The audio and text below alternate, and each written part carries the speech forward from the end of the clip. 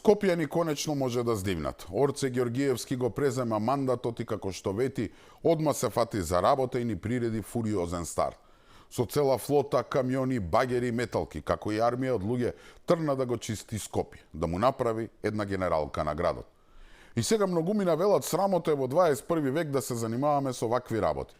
Демек на што личи тоа што во главниот град на една европска држава, главна вест, е дека флотата на камиони за ѓубре и цела армија на луѓе со метли во рацете тргнале да го чистат градот.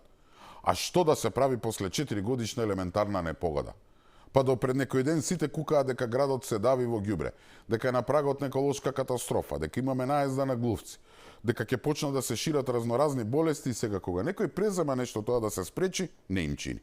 Истите оние кои рикаа на цел глас сега повторно кукаат, па зашто овој чисти, зашто дошле камиони од други градови, па зашто пожарникали и се ангажирали и слични глупости.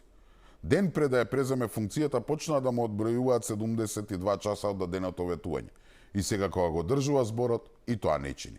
Навистина беда.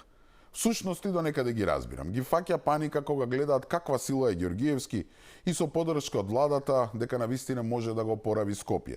Паника дека ако вака биде насекаде, ќе нема за што да се фатат. Затоа му препорачувам на новиот градоначалник, ич да не ги ферма. Нека грака, тој нека си тера натаму. И гледаме дека тера, не само што почна да го решава проблемот со хигиена, еве гледаме дека веројатно ќе стави крај на проблемот со јавниот превоз. За од понеделник ни најави 55 приватни автобуси во Скопје, до нова година уште 20, а од март следната 80 нови со помош на владата. Значи, одличен старт за Ѓоргиевски. Или со други зборови, скопјани воопшто не сгрешија во својот избор.